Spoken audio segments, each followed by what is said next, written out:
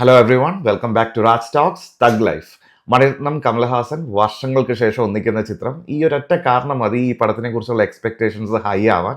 അങ്ങനെ first day തന്നെ കണ്ടു. എനിക്ക് ഭയങ്കരമായിട്ട് ഇഷ്ടപ്പെട്ട അടുത്ത കാലത്തെ മണിരത്നം ചിത്രങ്ങളിൽ ഒന്നായി മാറിയിട്ടുണ്ട് തഗ് ലൈഫ്. ഇത് തീർച്ചയായിട്ടും OTT വന്നു കഴിയുമ്പം നെറ്റ്ഫ്ലിക്സ് ആണ് പാർട്ട്ണർ. ഞാൻ റിപ്പീറ്റ് വാച്ച് ആയിരിക്കും. കാരണം ഇതൊരു ഒട്ടും എക്സൈറ്റ്മെൻ്റ് ഇല്ലാത്ത ഒരു ക്ലീഷേ ഗാങ്സ്റ്റർ റിവെഞ്ച് സ്റ്റോറി. ഇതിനപ്പുറം ഇതിൻ്റെ കഥ പറയാൻ ഒന്നുമില്ല. അത്യാവശ്യം ഇതിൻ്റെ ട്രെയിലർ കണ്ട എല്ലാവർക്കും ഇതിൻ്റെ കഥ പ്രെഡിക്റ്റ് ചെയ്യാൻ പറ്റുന്നതാണ്. സിനിമ കണ്ടുകൊണ്ടിരിക്കുമ്പോൾ തന്നെ നമുക്ക് അടുത്തത് ഇതാണ് സംഭവിക്കാൻ പോകുന്നതെന്ന് വളരെ വ്യക്തമായിട്ടറിയാം. എന്നിട്ട് കൂടെ ഈ പടം എന്താ പറയുക, സ്ക്രീൻ പ്ലേയിൽ ഈ പടത്തിൽ ഇവരെല്ലാവരും കൂടെ അഭിനയിച്ച് വെച്ചിരിക്കുന്നത്, പെർഫോമൻസുകൾ എല്ലാം സൂപ്പറാണ്. നമ്മൾ ഭയങ്കരമായിട്ട് എക്സൈറ്റ് ചെയ്യിപ്പിക്കും. ഈ സീനിൽ ഇവർക്ക് ഇങ്ങനെയൊക്കെ അഭിനയിക്കാൻ പറ്റുമോ?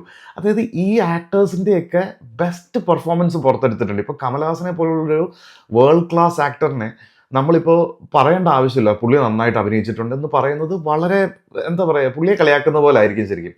പക്ഷെ പുള്ളി ഇതിലോട്ട് വന്നു കഴിയുമ്പോൾ പുള്ളി കൊടുക്കുന്ന ഒരു ഇൻപുട്ടുണ്ട്. ഒരു പുള്ളി ഒരു പ്രകൃതി ഭംഗി ഇങ്ങനെ ആസ്വദിച്ചുകൊണ്ട് ഇപ്പോൾ ഒരു കൊച്ചു കുട്ടികളെ പോലെ ഒരു എക്സ്പ്രഷൻ കൊടുത്തിട്ട് വിത്തിൻ സെക്കൻഡ്സ് പുള്ളിയുടെ എക്സ്പ്രഷൻ മാറും. അത് പുള്ളിക്ക് അഭിനയിക്കാൻ പറ്റുമെന്ന് അറിഞ്ഞു കൊടുത്തിരിക്കുന്ന ഒരു സീൻ തന്നെയാണ്. പക്ഷേ പുള്ളി അത് ഡെലിവർ ചെയ്യുന്നുണ്ട്, നമ്മൾ ഞെട്ടിപ്പോവും. അത് ഇങ്ങനെ ഒരു സീസൺഡ് ആക്ടറിന് മാത്രം പുൾ ഓഫ് ചെയ്യാൻ പറ്റുന്ന ഒരുപാട് സീനുകളിലെ ഒരു സീനാണ് ഞാനിപ്പോൾ ഇങ്ങനെ പറഞ്ഞത്. അതുപോലെ കാറിലിരുന്ന് സംസാരിച്ച് സിംബുവായിട്ട് ഫ്രണ്ടിലും ബാക്കിലും ഇരുന്ന് പോകുമ്പോഴുള്ള സംസാരത്തിലെ ഇവരുടെ രണ്ടുപേരുടെ എക്സ്പ്രഷൻ. സിലംബരസിനൊക്കെ കരിയറിലെ one of the best performance ആണ് ഇതിനകത്ത് എടുത്തിരിക്കുന്നത്.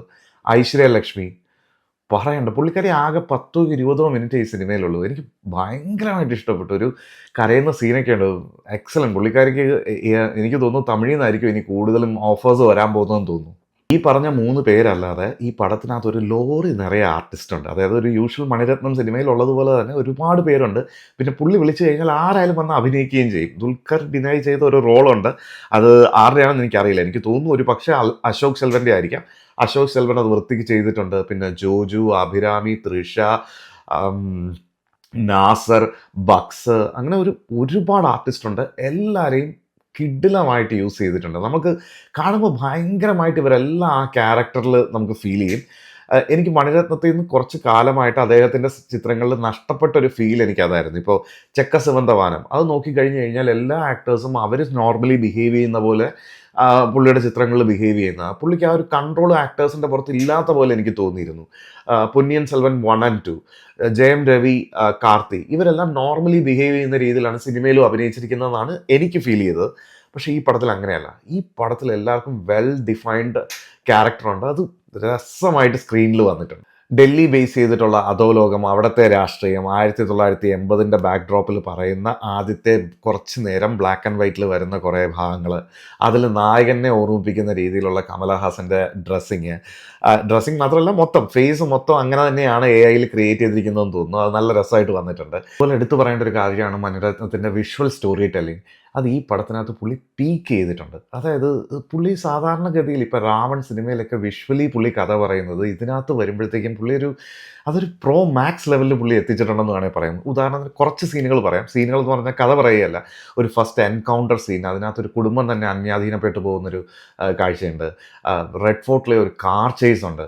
കാറിനകത്തുള്ള സിലംബരസിനും കമലഹാസനായിട്ടുള്ള ഒരു കൺഫ്രൺട്രേഷൻ സീനുണ്ട്. ഫാമിലിക്കിടയിലെ ഇമോഷണൽ ആയിട്ടുള്ള കാര്യങ്ങളുണ്ട്.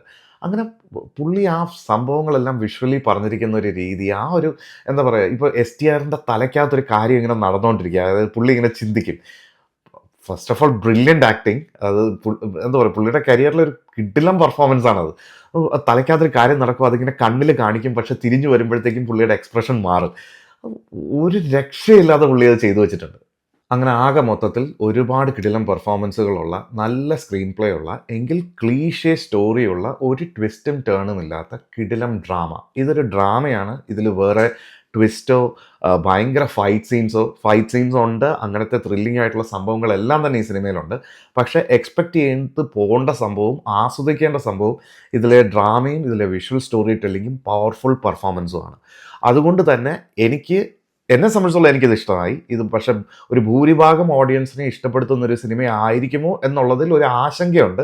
കാരണം എനിക്ക് കണ്ട് ഇഷ്ടപ്പെട്ട സിനിമ എല്ലാവർക്കും ഇഷ്ടപ്പെടുമ്പോൾ നമുക്കൊരു സന്തോഷം സ്വാഭാവികമായും വരുമല്ലോ, അത്രയേ ഉള്ളൂ. പക്ഷേ ഭൂരിഭാഗത്തിനും ഇഷ്ടപ്പെടട്ടെ. കണ്ടവർ അഭിപ്രായം രേഖപ്പെടുത്തുക. Please to subscribe the channel. See U.